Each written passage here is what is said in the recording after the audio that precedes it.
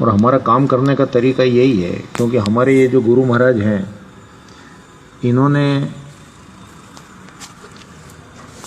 जो नियम बनाए वो बड़े सख्त हैं। इन्होंने कहा कि धर्म के नाम पे आप कभी किसी से 1 रुपया भी चंदा मत लेना।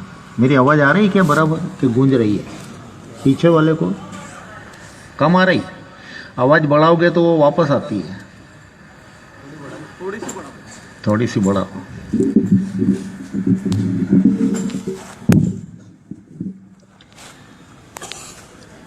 धर्म के नाम पे 1 रुपया भी मांगने हमारे यहाँ बाधित है। तो ये जितने भी हमारे बोलासा के हैं, राजगढ़ के हैं, सरदारपुर के हैं, झाबुआ के हैं, अन्य स्थानों के कार्यकर्ता जो रात दिन दौड़ते हैं, ये सब अपने अपने खर्चे से दौड़ते हैं।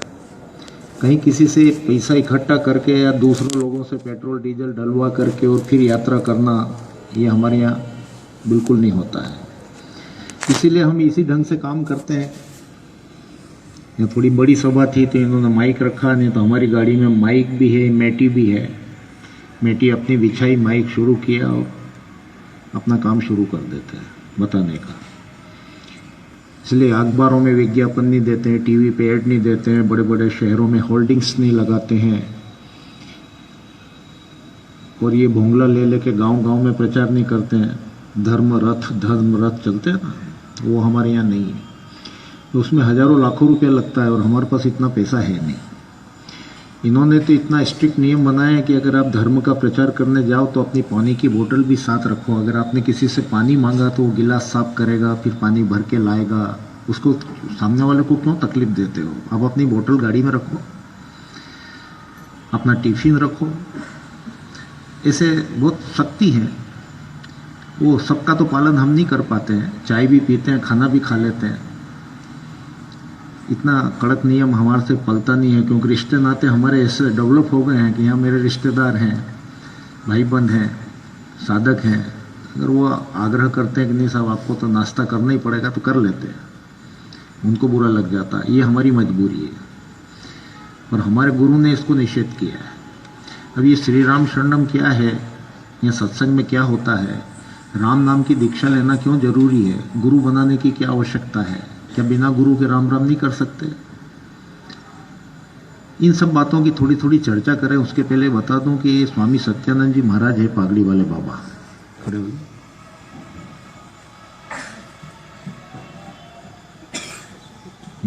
उठाओ उठाओ। इनका नाम है स्वामी सत्यानंद जी महाराज। रखता हूं। महात्मा गांधी ने भी राम नाम की दीक्षा इन्हीं से ली थी। कभी आप दिल्ली पधारो तो जहाँ महात्मा गांधी को शूट किया था, गोली मारी थी, तो उस स्थान को स्मारक बना दिया है। दिल्ली दर्शन के लिए लोग जाते हैं तो वहाँ भी जाते हैं।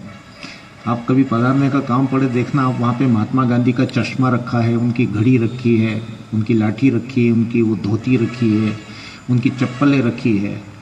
तो वहाँ एक ऊन की लाल रंग की माला भी रखी हुई है। वो स्वामी सत्यानंद जी ने महात्मा गांधी को शिमला में, हिमाचल की राजधानी शिमला में उनको राम मंत्र की दीक्षा दी थी। तो ये महात्मा गांधी के गुरु भी हैं। सरदार वल्लभ भाई पटेल, जिन्होंने 560 राजा महाराजा हमारे देश में थे, उनका राजपाट खत्म करके आपको, मेरे को, सबको राजा बना दिया, गणतंत्र की स्थापना की। लौह पुरुष सरदार वल्लभ भाई पटेल, उन्होंने भी राम नाम की दीक्षा इन्हीं से ली थी। भूदान यज्ञ चलाया संत विनोबा भावे ने। ये बड़े बड़े राजा महाराजा, ठाकुर, जमींदार, जागीरदार, इनके पास हजारों हजारों बीघा जमीन थी। इनको नहीं मालूम था कि हमारी जमीन कितनी है, तो उनसे जमीन ले करके गांव के जो लोग भूमिहीन थे उनको वो जमीनें दी। लड़ाई झगड़ा नहीं किया, हाथ जोड़ करके लिए उनसे और बंटवाई। तो संत विनोबा भावे ने भी इनसे राम नाम की दीक्षा ली थी। स्वतंत्रता संग्राम सेनानी वीर सावरकर, जो अंग्रेजों से लड़ा और काले पानी की सजा हो रही, अंडमान निकोबार उसको पानी के जहाज में बिठा करके ले जा रहे थे, तो समुद्र में कूद गया और भाग गया। अंग्रेज खोज के हाथ नहीं आया। जैसे हनुमान जी महाराज समुद्र तैर करके लंका पहुंच गए थे, इसी प्रकार वो समुद्र तैर करके भाग गया और अंग्रेजों के हाथ नहीं आया। उसका नाम है स्वतंत्रता संग्राम सेनानी वीर सावरकर। उन्होंने भी राम नाम की दीक्षा इनसे ली थी। इससे 150 नाम है, पर मैंने आपको ये 2-3 नाम बताए। इनका जन्म जग्गू का मोरा नाम का एक छोटा सा गांव है लाहौर के पास, आजकल वो पाकिस्तान में चला गया, वहाँ ये पैदा हुए थे। इनका कोई भाई बहन नहीं था, इकलौती औलाद थी। 6 महीने के थे तो माँ और बाप दोनों मर गए। तो इनके नाना नानी जम्मू कश्मीर में रहते थे, वो इनको ले आए, पाला पोसा 5.5 बरस तक। जब इनकी उम्र 6 साल की हुई तो नाना और नानी दोनों मर गए। तो अभी बच्चा अनाथ हो गया, इसको कौन रोटा पानी दे। तो ये बच्चा 6 साल का बच्चा कुछ समझता तो था नहीं, रोता रोता अपने घर से बाहर चला गया। और उस समय बहुत भयानक जंगल होते थे शहरों में, गाँव से लगे हुए 1 किलोमीटर आधा किलोमीटर पे जंगल शुरू हो जाते थे। तो इसको ये जंगल के रास्ते चला गया, इसको नहीं मालूम है कि जंगल में नहीं जाना। चला गया, आगे जाके थक गया, भूख लगी, प्यास लगी, तो एक झाड़ के नीचे बैठे बैठा रो रहा है। देव योग से क्या हुआ कि उधर से जैन समाज के संत बनियों के महाराज देखे ना आपने, पाँव पाँव चलते हैं, मुंह पे सफेद कपड़ा बांधते हैं। तो ये 25-30 साधुओं का टोला उसी जंगल से निकल रहा था। उस बच्चे की रोने की आवाज सुनी तो रुक गए कि यार इतने भयानक जंगल में इंसान का बच्चा कैसे रो रहा है। देखा, इससे पूछा तो इसने अपनी तोतली भाषा में बताया, मेरा कोई नहीं है, मेरे को भूख लग रही, प्यास लग रही, रोने लगा है। उनको दया आ गई कि इस बच्चे को अगर यहाँ छोड़ दिया तो इसको कोई शेर चीता भालू इसको मार डालेगा, खा जाएगा। तो अपने साथ रख लिया। अब वो जहाँ महाराज जाते ये भी जाता, जो खाते इसको खिलाते, जहाँ रुक जाते थे ये भी रुक जाता। ऐसे इसकी पालना पोषणा शुरू हुई। अब वो महाराज तो कोई जवान था, कोई प्रौढ़ था, कोई बुढ़े थे, और ये बच्चा तो अकेला था, तो बोर होता था, तो अकेले ही गुल्ली डंडे खेलता, अंटी खेलता, गेंद खेलता, एक खेला करता। वो महाराज लोग कई बरांडे में रुकते थे तो दिन में वो पूजा पाठ करते थे, संस्कृत के श्लोक ग्रंथ पढ़ते थे जोर जोर से। तो संस्कृत, और ये बच्चा अंटी गेंद खेलते खेलते कान उधर रखता था कि महाराज लोग क्या बोल रहे हैं। तो संस्कृत आप सभी लोगों ने सुनी होगी, पर हम में से 1000 में से 1 आदमी जानता है संस्कृत को। ये ब्राह्मण लोग अपने यहाँ आते हैं पूजा पाठ करने के लिए, हवन करने के लिए, तो ये संस्कृत बोलते हैं। हमारे तो 3 हाथ ऊपर से निकल जाती है।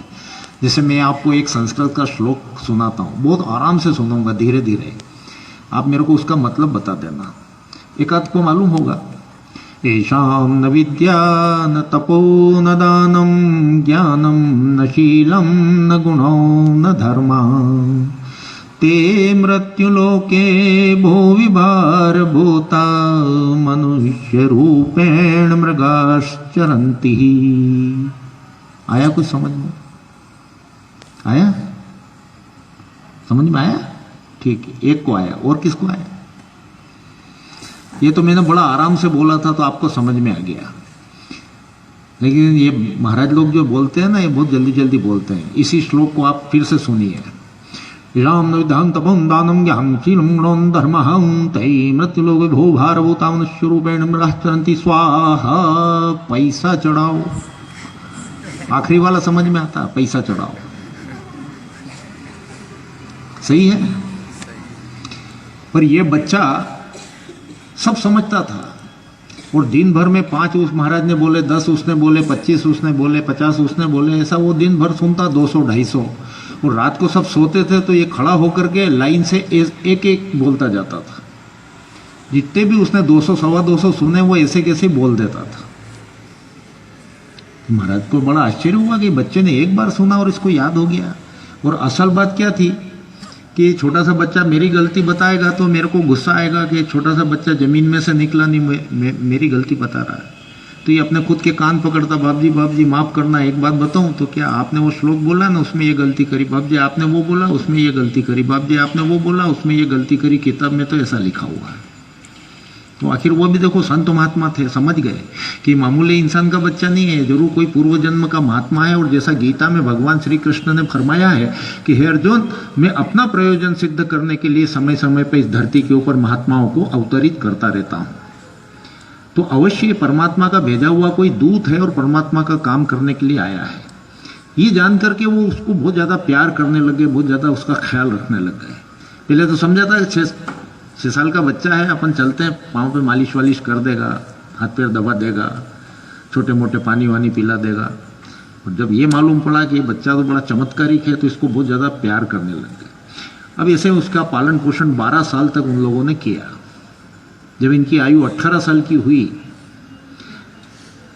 वैसे तो ये ब्राह्मण के लड़के थे, इनके माता पिता ब्राह्मण थे, लेकिन जैन लोगों ने पाला तो जैन हो गए, और महाराज लोगों ने पाला तो महाराज हो गए, साधु ने पाला साधु हो गए।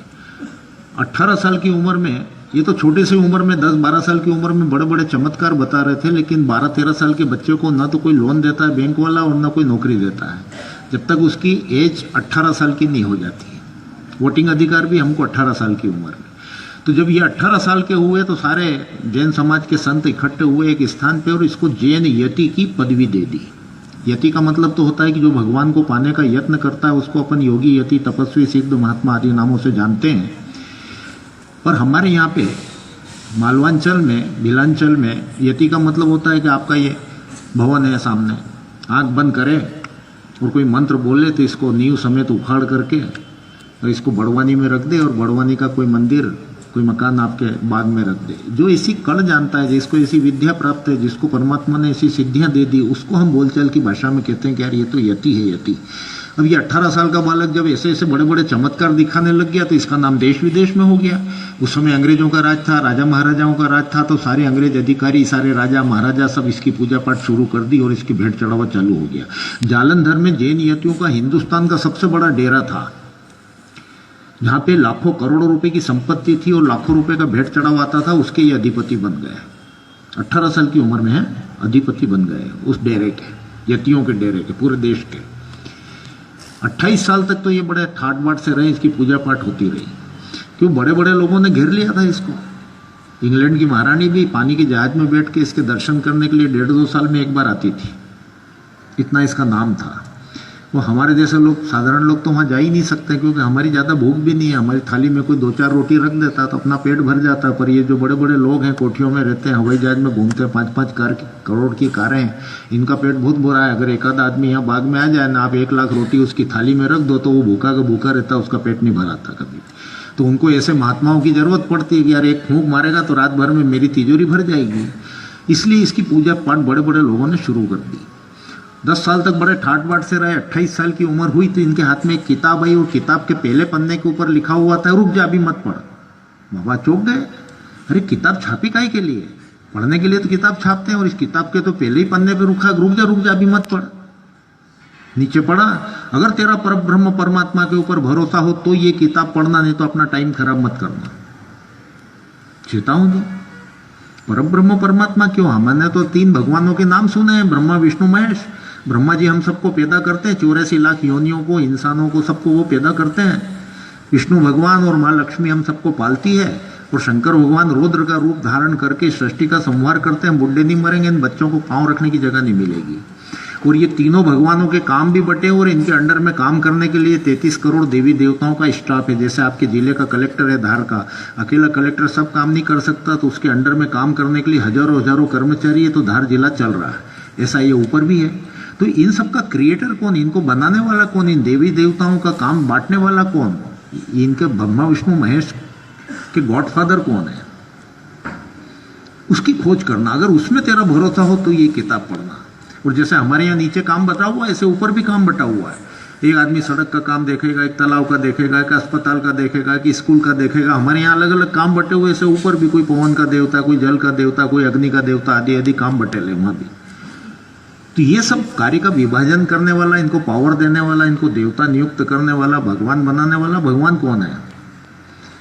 कि बाबा रात भर वो किताब पढ़ी, सुबह उठे और जैन मत को त्याग दिया है। तो जैन मत में उस परब्रह्म परमात्मा की कल्पना नहीं है, वो अपने तीर्थंकर और अपने गुरु से आगे नहीं है। तो इन्होंने सोचा कि अगर मैं जैन संत बन करके रहा तो उस परब्रह्म परमात्मा को कभी पा नहीं पाऊंगा। तो वो जो ठाट बाट वाली जिंदगी, जो ऐशो आराम की जिंदगी थी, जो अरबपति खरबपति की प्रॉपर्टी थी, इनके खुद के अधिपति थे ये, उस सबको छोड़ दिया, उनको हैंड ओवर कर दिया वापस, और अपने आर्य समाज में जाकर के सनातन हिंदू धर्म का प्रचार प्रसार किया। वैदिक धर्म क्या है इसे लोगों को पूरे देश में घूम घूम करके बताया। वो एक लंबी चौड़ी कहानी है और मुझे बहुत सारी बातें करना आपसे। 1 घंटे का समय यहाँ के हमारे अध्यक्ष महोदय हैं अजय जी, क्या नाम? अभय जी, हाँ अजय जी, उन्होंने 1 घंटे का समय मुझे दिया है, तो बहुत सारी बातें करना आपको। तो वो तो मैं पूरा विवरण नहीं देता हूँ, पर इनकी प्यास बढ़ती गई और ये हिमालय पे गए और तपस्या की। और एक डलहौजी नामक एक स्थान है हिमालय पे, तो वहाँ जाके एक चट्टान पे बैठ गए, प्रण कर लिया कि अब मैं ना पानी पीऊंगा, ना खाना खाऊंगा, ना यहाँ से उठूंगा। अब तो मेरी लाश ही उठेगी, अगर भगवान मिलेगा तो ठीक है, नहीं तो मैं मर जाऊंगा यहाँ बैठा बैठा। ध्यानस्थ अवस्था में बैठ गए। 1 महीने तक लगातार भूखे प्यासे बैठे रहे। एक महीने के बाद में गुरु पूर्णिमा आई। गुरु पूर्णिमा के दिन इनको परम ब्रह्म परमात्मा के दर्शन हुए। वो लंबा चौड़ा किस्सा है, पर शॉर्ट में आपको मैं बताता हूँ। ये आंख बंद करके बैठे थे, कोई आवाज आई तो इन्होंने आंख खोल के देखा, कोई नजर नहीं आया। दूसरी बार फिर आंखें बंद कर ली, फिर आवाज आई तो ये बाबा खड़े हो गए। खड़े होकर इधर खाई खंती में देखा, आगे पीछे देखा, ऊपर नीचे देखा, कोई नजर नहीं आया। तीसरी बार फिर आवाज आई तो ये बाबा बैठे बैठे बोले, अरे भाई जो आवाज दे रहा मेरे सामने क्यों नहीं आता है? फिर इनको आवाज आई कि बेटा तू जिस परम ब्रह्म परमात्मा को ढूंढ रहा वो मैं बता कि तेरे को किस रूप में आकर के दर्शन दूं। क्या बोला कि किस रूप में आकर के दर्शन दूं। ये बड़े बुद्धिमान। इन्होंने कहा कि मैंने अपनी जिंदगी में कभी भगवान को देखा ही नहीं, मुझे क्या मालूम भगवान कैसे होते हैं, तो मैं आपको क्या बताऊं किस रूप में आवा। अरे आपके 2 हाथ हैं कि 4 हाथ हैं कि 8 हाथ हैं कि लंबे हो कि ठिकने हो कि जाड़े हो कि पतले हो कि गोरे हो कि काले हो कि सांवरे हो कि सुदर्शनधारी हो कि धनुषधारी हो कि बांसुरी आपके हाथ में कि मुकुटधारी कि बिना मुकुटधारी, पीले कपड़े पहन रखे कि लाल पहन रखे, मुझे कुछ नहीं मालूम। जो आपका वास्तविक स्वरूप है उसमें आप मेरे को दर्शन दो। तो एक सूर्य जैसा गोल आकार इनके सामने आकर के खड़ा हुआ, जैसे 100 सूर्य की एकीभूत ज्योति हो, ऐसी उस महात्मा की ज्योति थी। उसके बीच में राम ऐसा अंकित था और वहां से ध्वनि आ रही थी, राम भज राम भज राम भज राम भज। ऐसे इनको दर्शन हुए। उसके बाद भी अब परमात्मा के दर्शन हो गए, फिर क्या बचता है, फिर क्या बाकी है। और फिर भी ये 3 बरस तक वहीं बैठे रहे और घोर तपस्या की इन्होंने और अपनी कुंडलिनी शक्ति को सहस्त्रधार में स्थापित किया। ये एक विषय अलग ही है, इसके ऊपर तो आम जनता में नहीं बोल सकते, लेकिन कोई उच्च वर्ग के साधक होते हैं, तपस्वी होते हैं, संत श्रेणी के लोग होते हैं, उन्हीं में ये चर्चाएं होती है।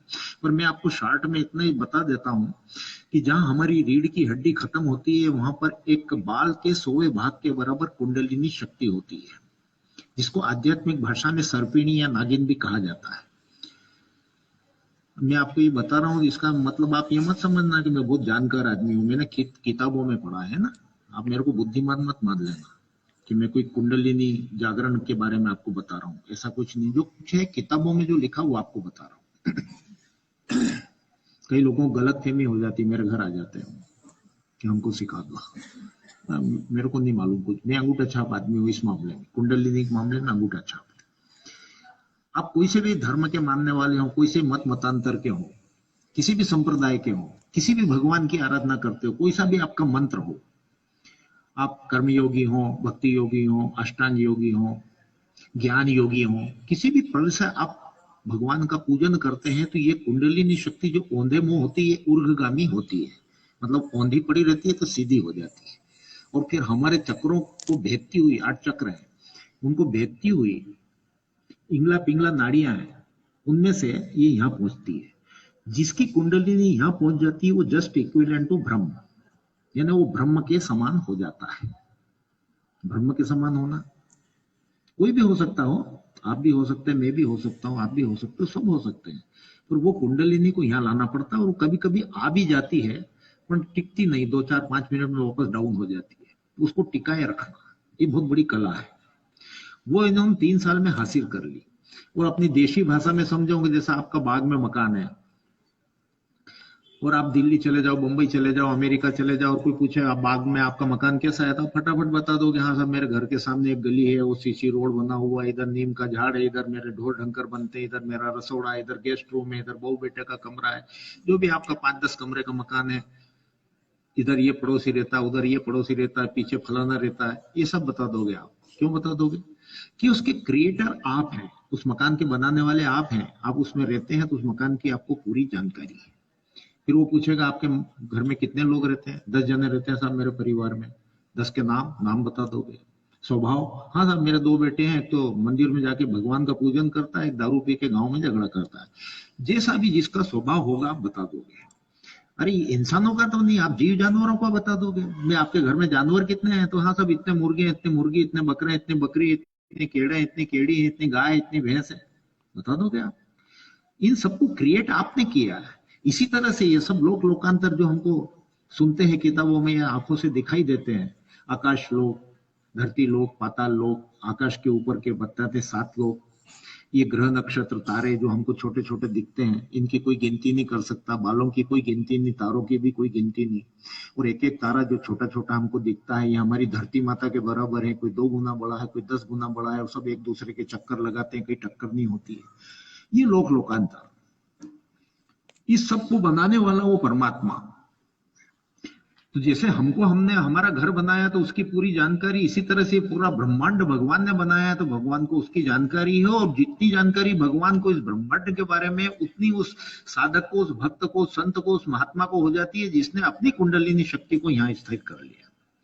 तो ये उदात्त स्थिति जब स्वामी जी महाराज को मिल गई 3 साल बाद, तो इन्होंने सोचा यार मैंने दुनिया को क्या दिया। जैसे एक बहुत अच्छा डॉक्टर है, वो दूर से किसी को देख के बोल देता है कि यार इसको ये बीमारी, चेहरा देख के। वो खून टट्टी पेशाब की जांच नहीं कराता, एक्सरे नहीं करता, नब्ज नहीं देखता है, चेहरा देख के बता देता है कि इसको ये बीमारी है।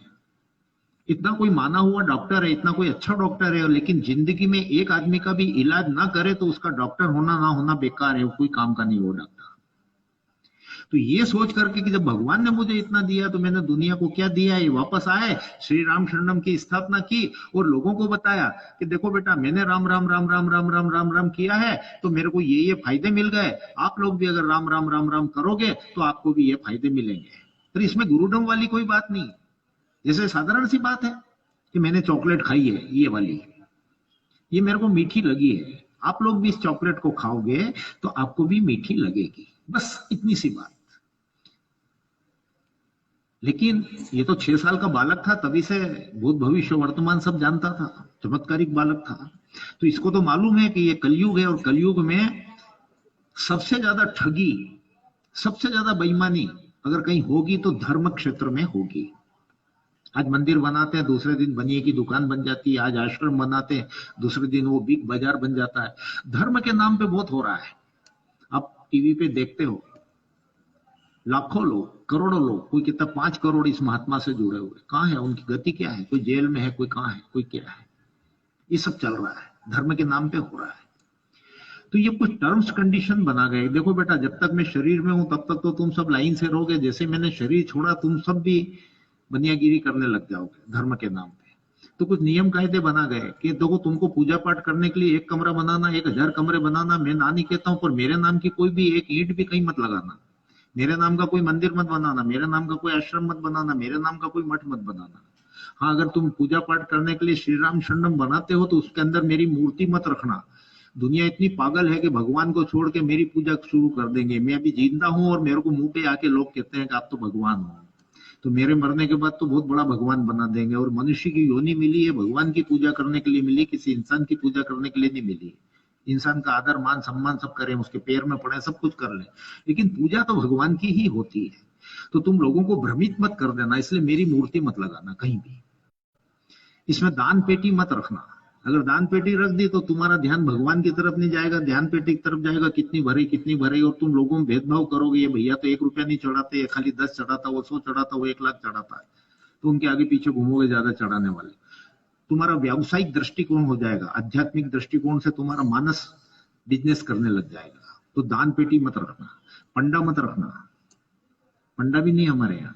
पंडा रखोगे, आप जाते हैं तीर्थ पे, जात पूछते हैं, नीची जाति का यहीं खड़ा रहे दर्शन कर ले, ऊंची जाति का अंदर जा, यहाँ गाय दे दे, तेरी माँ वहां ऊपर काली चाय पी रही है, तेरा बाप वहां दूल्हे में लौट रहा है, यहाँ पे तू पलंग दे दे, गादी दे दे, आपने भी दिया मैंने भी दिया, ये सब आप सब जानते हो पंडे कैसे होते हैं।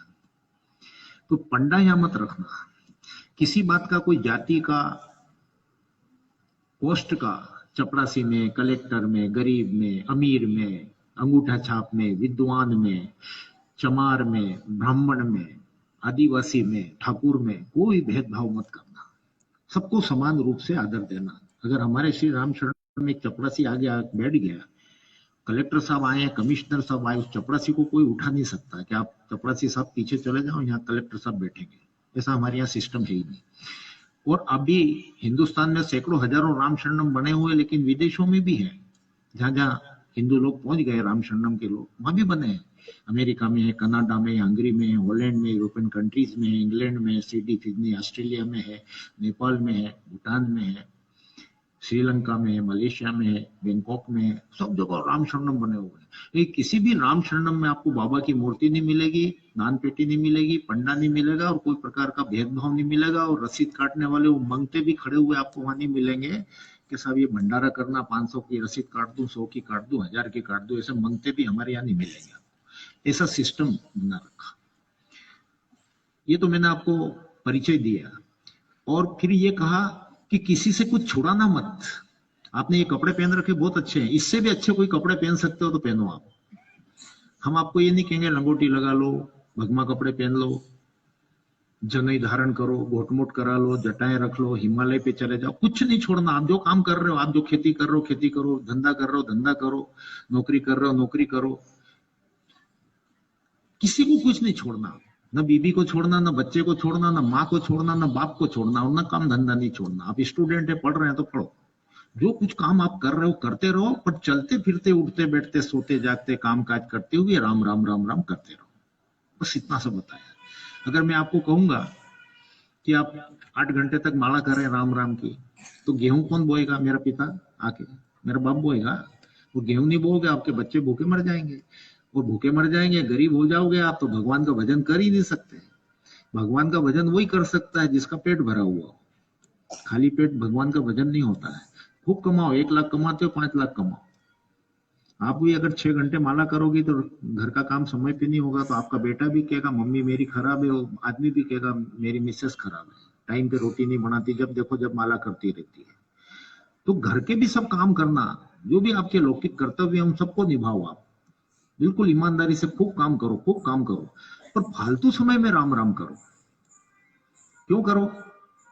जरूरत क्या है राम राम करने की? अरे भाई हमारी उम्र बहुत कम है, 100 साल तक औसत आयु हमारी 100 साल की होगी। अगर नियम धर्म से रहे तो, और कोई दारू वारू पीता है तो 40-50 में ऊपर चला जाता है। अभी हमको पढ़ना भी है, फिर नौकरी धंधा भी करना है, फिर शादी भी करना, फिर बच्चे भी पैदा करना, फिर उन बच्चों को भी पढ़ाना, उनको भी सेटल करना, उनके भी शादी करना, और इतने तमाम सारे काम भी करना है, और भगवान का भजन भी करना है।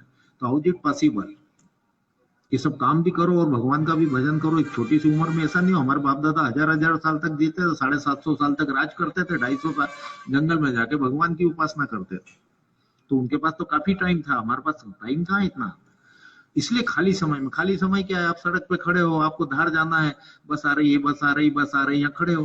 अरे वो आइडियल है, 15 मिनट में बस आएगी। 15 मिनट आप क्या कर रहे हो यहाँ सड़क पर खड़े खड़े? कोई काम धंधा तो कर नहीं रहे हो, बस का इंतजार कर रहे हो। अपनी माला निकालो, राम राम करो, बस आए बैठ जाओ। चलाने वाला चला रहा, टिकट काटने वाला टिकट काट रहा। 1 घंटे 1.5 घंटे में आप धार पहुंचोगे, तो राम राम करते हुए जाओ, काम करो, वापस बस में बैठो, फिर राम राम करो।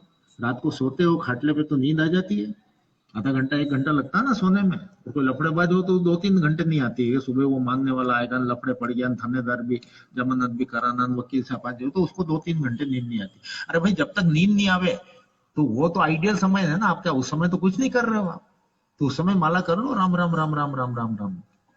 ये बताया मैं, किसी का कोई काम धंधा नहीं छोड़ाना। आप गृहस्थ हैं, बहुत अच्छे हैं, इसका गृहस्थ धर्म का जो शास्त्रों में बताया उस हिसाब से पालन करके अपनी गृहस्थी को ठीक चलाएं। अपने जाति समाज का भी काम करें, अपने गांव का भी काम करें, अपने देश का भी काम करें। ये सब कर्तव्य कर्म निभाते हुए आप राम राम राम राम राम राम करें। ये इन्होंने मार्ग बताया। अब सवाल ये उठता है कि भाई हम राम राम कर लेंगे, आप इतनी दूर से आए हो झाबुआ वाले से, तो आपके कहने से ही राम राम कर लेंगे, गुरु बनाने की क्या जरूरत है? क्या बिना गुरु के राम राम नहीं कर सकते? कर सकते हैं। लेकिन अगर आप खेती किसानी वाले हो तो आपको मालूम है कि आप आग बंद करके मक्की के एक मुट्ठा भरो मक्की के दाने का और खेत में फेंक दोगे तो भी वो उगेगा। कारण कि उसको जमीन मिल गई, सूरज की रोशनी मिल गई, ऊपर से वर्षा पानी मिल गया उसको, तो उगेगा, पर पाक अच्छी नहीं बैठेगी।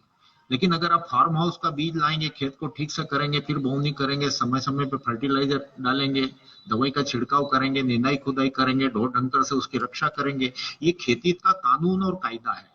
इस कानून कायदे से अगर आपने खेती की तो अनंत गुना फलदायी होगी। इसी प्रकार किसी सदगुरु के पास जाकर के मंत्र की दीक्षा लेने के बाद अगर हम उस मंत्र का उच्चारण करते हैं, साधना करते हैं उस मंत्र की, तो वह अनंत गुना फलदायी होती है। इसे मैं आपको 1000 उदाहरण बता दूंगा, सुबह हो जाएगी। गुरु की क्या महिमा है, सदगुरु की क्या महिमा है, इसके ऊपर तो मैं 1000 उदाहरण आपको दे दूंगा। लेकिन मेरा समय सीमा है, मेरे को आगे भी जाना है। एक ही बात मैं आपको बताता हूं, कि हमारे जो प्रामाणिक हिंदुओं के ग्रंथ हैं वो वेद और उपनिषद है, और वेद किसी एक व्यक्ति ने नहीं लिखे। उस समय के जो ऋषि महात्मा थे उन्होंने जो अन्वेषण किया था, वो खोजी थे, वो वैज्ञानिक थे। वो टीवी का और मोबाइल का आविष्कार नहीं करते थे, वो आत्मा परमात्मा के ऊपर शोध करते थे।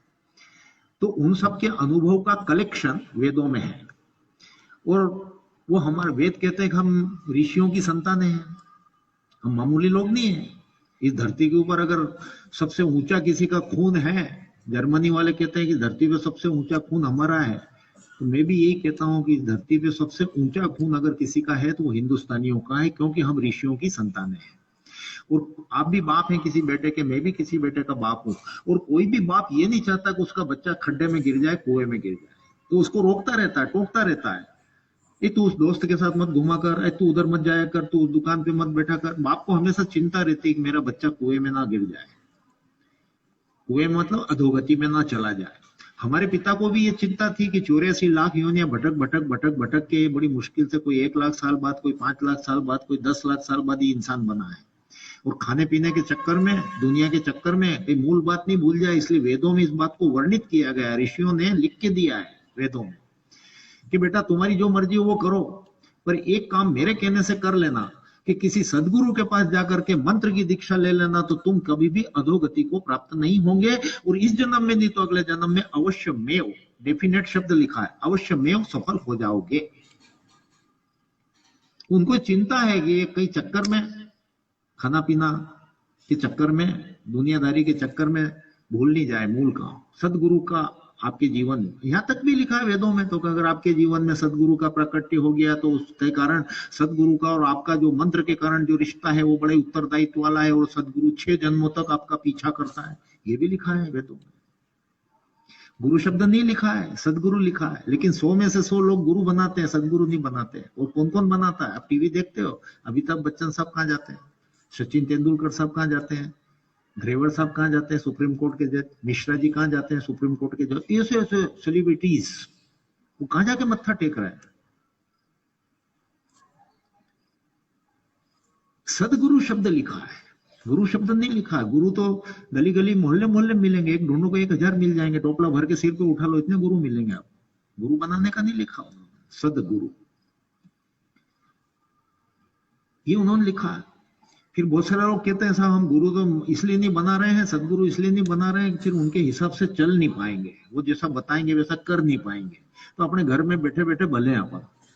तो इस प्रश्न का भी समाधान गीता में अर्जुन ने करवा दिया। अर्जुन बहुत बड़े महात्मा थे, जो आपके मेरे मन में प्रश्न है वो अर्जुन के मन में भी प्रश्न था, और हम सब की तरफ से उसने कृष्ण भगवान से पूछ लिया गीता में।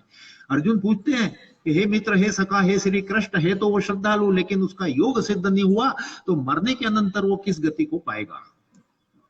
योग यानी आत्मा परमात्मा का मिलन, जीते जी भगवान का साक्षात्कार नहीं हुआ और वो मर गया, तो किस गति को पाएगा? गुरु से माला लिया है, हम में से 100 में से 99 लोग यही करते हैं, माला लिया है, ला के खूटी पे टांग दी, अभी बच्चे की शादी कर दूं, अभी छोरे को धंधे लगा दूं, अभी मकान बना लूं, अभी जमीन का केस निपटा लूं, करते करते मर गया और माला रह गई खूटी पे।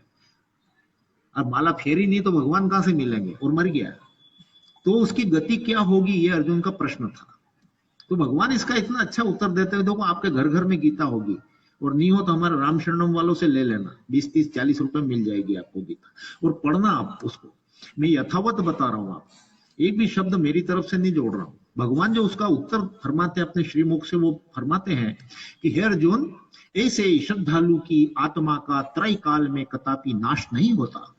क्या बम्बास्टिक शब्द बोले भगवान ने, त्रय काल कदापि, नेवर इन ड्रीम, सपने में भी मत सोच। ऐसे श्रद्धालु की आत्मा का त्रय काल में कदापि नाश नहीं होता। फिर क्या होता है?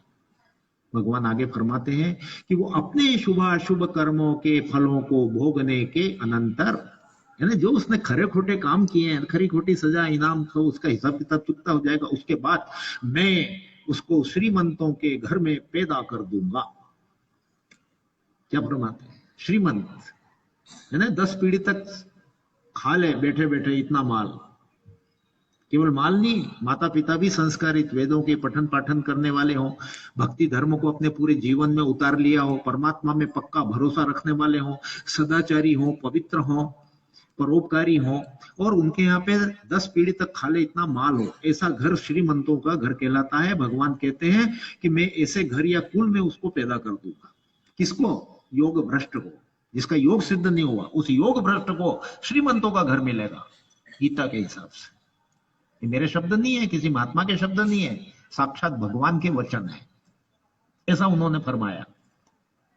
और फिर आगे लिखते हैं, उसका लॉजिक भी देते हैं, भाई अगर कोई झोपड़पट्टी में पैदा हो जाएगा तो 5-6 साल की उम्र में कब बसीद होएगा होटल में, वो भगवान का भजन क्या करेगा। इसलिए वो श्रीमंतों के यहाँ पैदा करते हैं, ताकि वो जो उसका पूर्व जन्म का अधूरा योग रह गया है अर्जुन, वो जो खूंटी पे माला रह गई है, उसकी सिद्धि के लिए वो बचपन से ही प्रयत्नशील हो जाता है। और अक्षर ब्रह्म को प्राप्त करके, इस पे गौर कीजिए, आप थोड़ा विचार कीजिए, भगवान ने अक्षर ब्रह्म, ये भक्ति की 8वीं स्टेज, सबसे लास्ट स्टेज। जैसे हमारी पढ़ाई नहीं होती है, लो केजी, अपर केजी, पक्की पहली, कच्ची पहली, फिर प्राइमरी, फिर मिडिल, फिर हायर सेकेंडरी, फिर ग्रेजुएशन, फिर पोस्ट ग्रेजुएशन, फिर पीएचडी, तो ऐसा कहते हैं कि ये इसकी पढ़ाई पूरी हो गई। भक्ति की भी 8 स्टेज है, शायद इसको लिंक किया 8 चक्र से। वो 8वीं स्टेज भगवान बताते हैं अक्षर ब्रह्म।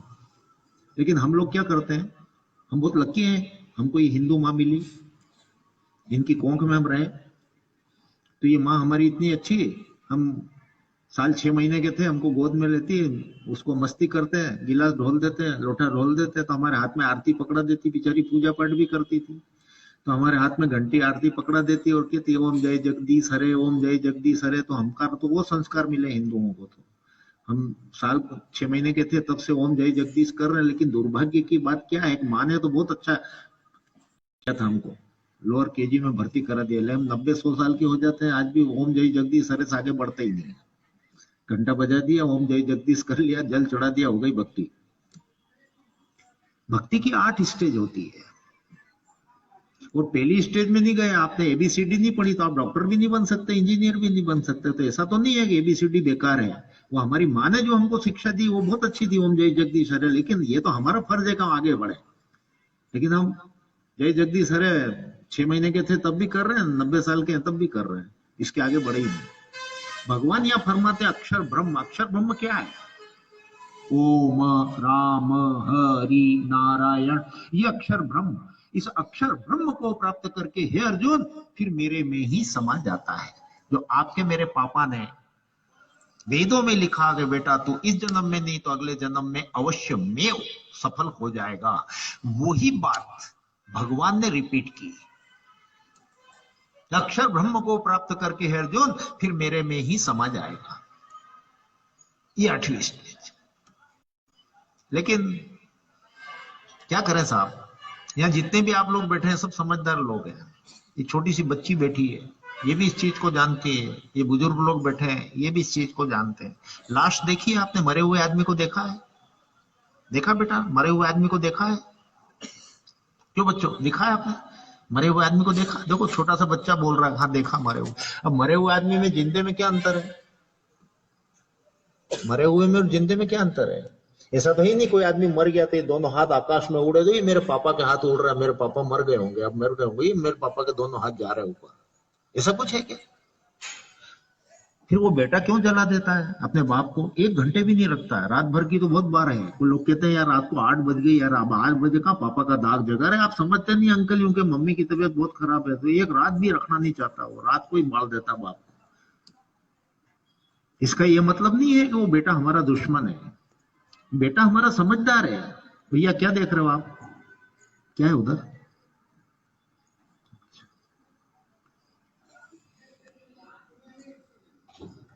बहुत गंभीर बात हो रही बेटा, इधर देख। बेटा बड़ा समझदार है, वो जानता है कि मेरा बाप है, यहाँ सोया हुआ है, लाश पड़ी है इसकी, सब कुछ है इसके पास। इसके पास आंखें भी है, हाथ भी है, पांव भी है, सब कुछ है। लेकिन ये मेरा बाप आंखों से देख नहीं सकता, मुंह से बोल नहीं सकता, कान से सुन नहीं सकता, हाथ से काम नहीं कर सकता, पांव से चल नहीं सकता है, मेरा बाप बेकार हो गया, इसको लकड़ी में दे दो। दे देता हूं। जिंदा में और उसमें क्या फर्क है? मतलब अंदर कोई जीव है ना, अंदर कोई प्राण है, अंदर कोई आत्मा है, अंदर कोई पंछी है। वो उड़ गया, हाथ पैर थोड़ी उड़े उसके, हाथ पैर तो यही रखे हैं, पूरी बॉडी ऐसी कैसी पड़ी हुई है, केवल अंदर जो पंछी था वो उड़ गया। ये आप सब समझते हो? ये कारण है ना मरने का। मरने का और कोई दूसरा कारण है क्या? पंछी उड़ गया मतलब मर गया वो, कि और कोई दूसरा कारण है? क्यों भाई, कोई गर्दन तो हिलाओ यार, बाग वाले, क्या बात है, मैं गलत बोल रहा हूं क्या? अंदर कोई आत्मा है ना, कोई जीव है कि नहीं? जीव, प्राण, वो उड़ गया तो बाप मर गया, जला दो। ये आप सब समझते हो ना, अंदर कोई जीव बैठा है, फिर भी जीव को जानते नहीं हो। समझते आप सब ही हो, ये बच्चा भी समझ रहा है, बूढ़े भी समझ रहे हैं कि अंदर कोई जीव बैठा है, वो उड़ जाएगा तो मेरा बेटा मेरे को लकड़ी में दे देगा। ये सब आप समझते हो, लेकिन फिर भी इस जीव को जानते नहीं हो। हम क्या जानते हैं? ये हाथ मेरा है। आप सभी कहोगे नहीं नहीं साहब, ये हाथ आपका नहीं है, ये तो इनका है, भैया का है, ये तो मध्य प्रदेश सरकार का है, आपका नहीं है। मैं नहीं मानने वाला आपकी बात, मेरे को पक्का भरोसा है कि हाथ मेरा है। ये ज्ञान है, ये मेरा ज्ञान है, ये हाथ मेरा है। कट गया, इतनी सी चमड़ी लटक रही, डॉक्टर के पास गया, डॉक्टर जल्दी जोड़ो। अरे बेटा बड़ा ऑपरेशन है, 5 लाख रुपए लगेंगे। अरे साहब मेरी तो हालत खराब हो रही है, आप भावमोल कर रहे हो। नहीं नहीं, भावमोल इसलिए बता रहा हूँ कि तू, तेरे को मैं जानता हूँ, तेरे पास 5,000 रुपए नहीं, तू 5 लाख कहां से देगा? ऑपरेशन का बहुत खर्चा होता है। अरे साहब मेरा मकान बेच दूंगा, जमीन बेच दूंगा, औरत की रकम बेच दूंगा, आप तो जोड़ो हाथ, 6 लाख दूंगा, फटाफट जोड़ो। जुड़वा लेता है। अरे भाई तेरा बेटा तेरे को जलाएगा तो हाथ भी जल जाएगा, क्यों 5 लाख रुपए खर्च कर रहे हैं? क्यों जमीन बेच रहा है? क्यों औरत की रकम बेच रहा है? नहीं नहीं, हाथ मेरा है, ये ज्ञान है। ये मोटरसाइकिल मेरी है, इसका बीमा। ये ट्रैक्टर मेरा है, इसका बीमा। ये बेटा मेरा है, इसका बीमा। ये बेटी मेरी है, इसका बीमा। ये मकान मेरा है, इसका बीमा।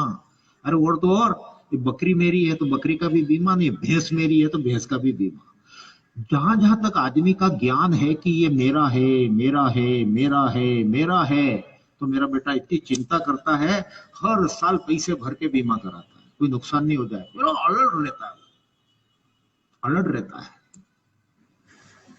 आज बीमा खत्म हो रहा है बेटा, जल्दी से बीमा कवर बना ले, गाड़ी अंदर रख, आज नहीं निकालना, पहले बीमा करवा के फिर गाड़ी ले जाना। बोलते हैं ये ज्ञान है कि ये मेरा है।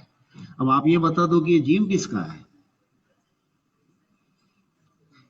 ये हाथ तो मेरा है, अब ये जो जीव है अंदर बैठा है, ये उड़ जाएगा तो मेरे को मेरा बेटा जला देगा, तो ये अंदर जो जीव बैठा है ये किसका है?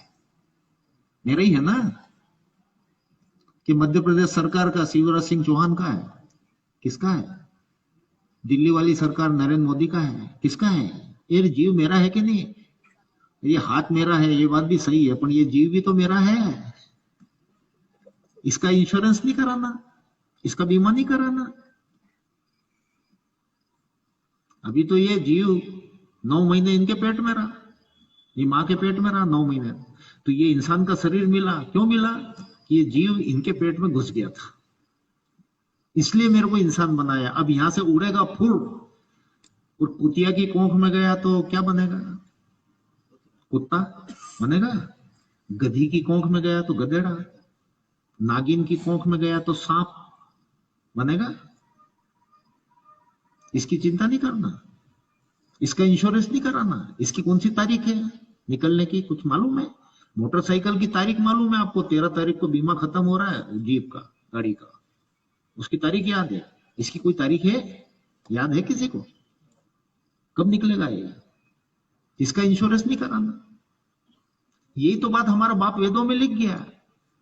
आपके जीवन में अगर सदगुरु का प्रकट हो गया तो आप कभी भी अधोगति को प्राप्त नहीं होंगे। और वो 6 जन्मों तक आपका पीछा करेगा। मतलब क्या, सदगुरु आ गया आपके जीवन में तो 6 जन्म तक आपको इंसान बनाएगा। 6 जन्म में भी आप नहीं सुधरे तो फिर गुरु कहेगा तू मेरा बाप है, मैं तेरे को नहीं सुधार सकता। ये तो बातें वेदों में है, और ये बातें कोई नहीं आपको बताता। आप किसी टीवी पे देख लो, किसी पेपर में, किसी धार्मिक मैगजीन में देख लो, ये बातें कोई नहीं करता है। यहां तो चलता है सुदामा चरित्र, कृष्ण की सुदामा की दोस्ती, जीव का नानी बाई का मायरा,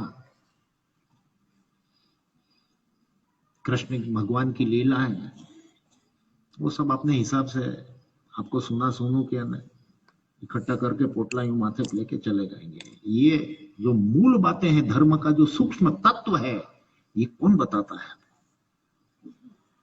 मैं भी बामन होता, कथावाचक होता, आपको कभी भी नहीं बताता भूल के। मेरी को दुकान थी, मेरी दुकान नहीं है इसलिए मैं आपको बता रहा हूँ। मेरे को फिक्र रहती है कि मेरी दुकान का क्या होगा, आप सब दुकानदार बन जाओगे तो। इसलिए इन बातों को, मेरी बात का भरोसा मत करना बिल्कुल। मैं, आप मेरे को नहीं जानते, मैं आपको नहीं जानता हूँ। मैं दूसरे झाबुआ का रहने वाला हूँ, यहाँ का भी नहीं हूँ, मैं बाहर का हूँ। मेरी बात का भरोसा बिल्कुल मत करो, 1% भी मेरी बात मानने की आपको जरूरत नहीं है। आप सब पढ़े लिखे लोग हो, वेद मंगा लो, पढ़ लो, गीता मंगा लो, पढ़ लो, और फिर अपने विवेक से निर्णय लो। मैंने तो आपके सामने जो शास्त्रों में वर्णित है वो आपके सामने रखा है, इसलिए सदगुरु की आवश्यकता है।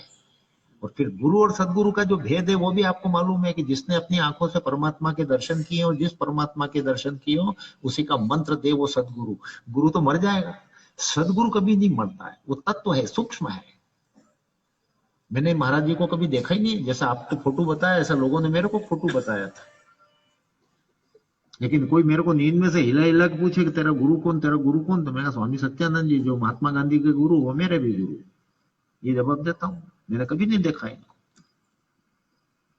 तो 6 जन्मों तक पीछा करेगा तो यहाँ 10 लाख साल तक अपनी बॉडी लेके बैठा रहेगा क्या बाग में? तब शास्त्रों में जो वर्णित है उसके ऊपर आप गौर कीजिए। आप स्वतंत्र हैं, आपको जो करना हो वो करें आप। लेकिन एक बात का ध्यान रखें, आपके परमात्मा ने हमको सबको पैदा किया है 84 लाख योनिया का, तो उसने कोई पक्षपात नहीं किया है, सबको अकल दी है। आप ये मत समझना केवल इंसान के पास ही अकल है। फिर भी इंसान को श्रेष्ठ योनि माना जाता है, सर्वाधिक श्रेष्ठ, टॉप पे, टॉप 1 पे है। गाय को माता कहते हैं, पर पूछो इनसे गाय बनना अगले जन्म में। आप नाग को देवता कहते हो, कौन नाग बनना चाहता है? भले वो देवता हो, उनका लोक हो, उनके मंत्र हो, उनका मंदिर हो, हमारा कोई मंदिर नहीं, पर कोई नाग देवता बनना नहीं चाहता। पर उसका उपाय क्या है? उपाय वेदों में हमारा बाप लिख के गया है। लेकिन इंसान को श्रेष्ठ इसलिए कहते हैं कि उसमें विवेक है। एक छोटी सी कीड़ी, चींटी, या क्या कहते हो, काली सब आती है, लाल कीड़ी कहते हो, चींटी कहते हो, बारीक बारीक नहीं आती हो, तो शक्कर पे गुड़ पे लग जाती हो, क्या कहते हो, बोलो जोर से। चींटी, हाँ ठीक। हाँ, मैं कीड़ी बोलूं आप समझोगे नहीं। वो चींटी आती छोटी सी, उसको भगवान ने पैदा की, हमको भगवान ने पैदा किया। अब उसको अकल नहीं दी ना हमको दे दी, भगवान ने पक्षपात किया, और जो पक्षपात करता वो भगवान हो ही नहीं सकता। वो चींटी में कैसी अकल है कि वो नाले में निकल जाती है, उसको मालूम है 2 महीने बाद पानी गिरेगा, और पानी बरसात में मैं घर से बाहर निकलूंगी और एक बूंद पानी मेरे ऊपर गिरा तो मैं मर जाऊंगी। तो राशन पानी इकट्ठा करती है, उसको क्या मालूम 2 महीने बाद पानी गिरेगा। हम तो अखबार में देख लेते, टीवी में देख लेते, केरल से उठा, बंगाल से उठा, इतना कर्नाटक जाएगा, फिर गोवा जाएगा, फिर महाराष्ट्र, फिर गुजरात में 25 तारीख को दार्जिलिंग में पानी गिरेगा। चींटी को ये कौन बताता? टीवी देखती है, अखबार पढ़ती है, क्या करती है? और जब ये नहीं थे तो भी हमारे बाप दादा बता देते, तारा इधर से इधर आ गया, तैयारी कर ले। चींटी को ये कौन बताता है? पर वो इतनी इंटेलिजेंट, भगवान ने उसको ऐसा तीसरा नेत्र दिया है कि जान जाती 2 महीने बाद, और उसका सटीक रहता। हमारे वैज्ञानिक का 25 को बताएंगे 30 तारीख तक पानी नहीं आएगा, या 20 को आ जाएगा, लेकिन उसका कैलकुलेशन बिल्कुल सटीक रहता है, उसको मालूम है कब पानी गिरेगा। तो राशन पानी इकट्ठा करती है, 4 महीने पड़े पड़े खाना है ना, तो उसके जासूस जाते हैं। वहां कोई सांप देखा उसने, 5 हाथ का 10 हाथ का ये जाड़ा, आके बताती, दीदी दीदी वहां सांप पड़ा है, चलो। ये सांप का बच्चा इतना सा होगा, हम सब खड़े होकर भागेंगे इधर उधर। वो नन्हा सा जीव, एक फूंक मारो इतनी दूर उड़ जाती है, वो जाती है सांप के पास, लाखों की संख्या में चोट जाती, काट काट के उसको मार डालती। नहीं, नन्हा सा जीव इतने बड़े 50 किलो के सांप को मार डालता है। साहस, संगठन शक्ति, ये देखो इतनी संगठन शक्ति इंसान में नहीं है जितनी उनमें है। और फिर घिस के लाएगी वहां से हाइशा हाइशा। तो कितनी इंटेलिजेंट, एक उधर घिसे, एक उधर घिसे, एक उधर घिसे, बिल तो उसका यहाँ है, वहां से घिस के लाएगी, यहाँ डाल देगी। अब 4 महीने पड़े पड़े खाना है ना, बुद्धि उसमें है कि नहीं? मेरे में भी है। अभी गेहूं आएगा ना, 7 क्विंटल 8 क्विंटल भर लूंगा, फिर सुजाता नहीं मिलेगा, अच्छा गेहूं नहीं मिलेगा, फिर बनिया भाव बढ़ा देगा। तो ऐसा नहीं कि मेरे में अक्ल नहीं है, चीटी में ही है। चीटी में भी अक्ल है और मेरे में भी है। फिर मैं श्रेष्ठ क्यों हूं चीटी से? क्योंकि मेरे में विवेक है। इंसान में विवेक होता है और विवेक के कारण वो श्रेष्ठ होता है। अगर वो खाना पीना और उसी तक सीमित रहता तो 4 पांव में और 2 पांव में कोई फर्क नहीं। और विवेक के कारण वो 3 बातें सोचता है। विवेक के कारण वो 3 बातें सोचता है कि मेरे को भगवान ने मनुष्य योनि क्यों दी, मैं मनुष्य क्यों हूं। क्या कोई गधा सोचता है कि भगवान ने मुझे गधा क्यों बनाया? मुर्गा सोचता है कि भगवान ने मुझे मुर्गा क्यों बनाया? कोई नहीं सोचता। केवल इंसान ही सोचता है कि भगवान ने मुझे इंसान क्यों बनाया। दूसरी बात सोचता है कि चलो बना दिया, मुझे क्या करना। तो आम आदमी क्या सोचता है? स्कूल जाना, कॉलेज जाना, फिर पढ़ाई लिखाई पूरी हो तो नौकरी धंधा करना, फिर गोरी गोरी छोरी से शादी करना ना, फिर बच्चे पैदा कर लेना, फिर उन बच्चों को पढ़ाना, फिर उनके लिए मकान बनाना, फिर उनकी शादी करना, खाना पीना, मर जाना। ये जीवन का उद्देश्य। ये करो, आप करना ही चाहिए। मैं भी कर रहा हूं, आप भी करो, सबको करना चाहिए ये काम, इसमें कोई बारी नहीं। लेकिन ये तो सोचोगे किस भगवान ने मेरे को इंसान बनाया और क्यों बनाया, मेरे जीवन का उद्देश्य क्या है। उद्देश्य ये है कि जिस भगवान ने मुझे इंसान बनाया उस भगवान को खोजूं, उसको जानूं और उसको पटाऊं, उसको खुश करूं, ताकि वो मेरे को फिर इंसान बनाए। और भगवान कैसे खुश होता है? हीरे को हार से, सोने के मुकुट से, स्वर्ण मंदिर बना देने से कैसे खुश होता है? भगवान केवल भक्ति से खुश होता है और कैसे भी खुश नहीं होता। तो उस भगवान की मैं भक्ति करूं, उसको मक्खन लगाऊं, उसको पटाऊं, उसकी आरती उतारूं, जी हजूरी करूं, ताकि वो खुश हो और मेरे को फिर इंसान बना दे।